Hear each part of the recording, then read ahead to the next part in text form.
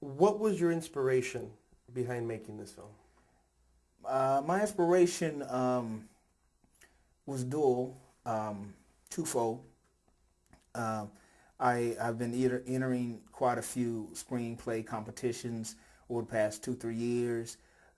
Just to kind of get my feet wet and kind of see, how that is. And the last film or screenplay competition I entered was this past spring, and I remember telling the Holy Spirit to say, okay, if I don't win this one, I'm gonna just do it myself. And it was a short film competition, and it was the theme was like mafia. So I had a whole another you know um, plot and everything, but I wrote it, sent it out, and I didn't win. And then I remember one day when when I received word that I didn't win. I think it was the internet or something.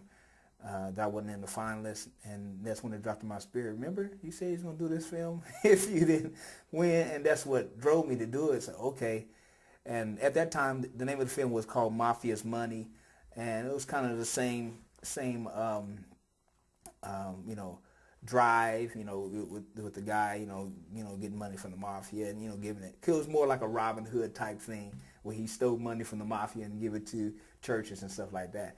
I thought that was cool, but for what the message I wanted to get across had to be more deep, had to be more impactful, and so that's when the name Wealth came up. And first it was based upon the wealth of the wicked is later for the just, because I still kind of left that whole Robin Hood thing. He takes money from the mafia and just gives it to churches around the city or whatever. But then it changed one day while I was driving and listening to classical music. It just dropped in my spirit, how the wealthiest place on the planet is the graveyard.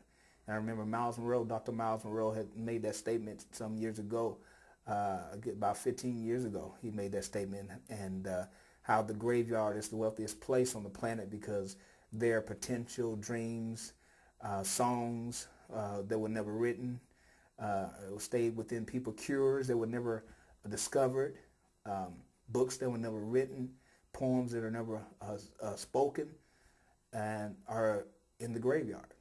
And so I wanted that to be the underlying message in this film, is for people to die empty. That when you die, know that you've given to this world everything God has placed inside of you. Just like Paul said, when Paul was ready to die, he was in chains. He said, hey, I've been poured out like a drink offering. It's time for me to go. And so that's how when I die, that's how I want to die. I want to die lying on my bed, knowing that I've completed and accomplished everything God has called me to do. And at that point, just close my eyes and know that be in the presence of God. So that's the message of this film, is to encourage people that what they have in them is wealth. It's not about money. It's not about prestige. It's about what God has placed in you is so invaluable. It has no price tag. And that when you die before your time, like in this film, Nick's father is murdered before his time, or he dies before his time.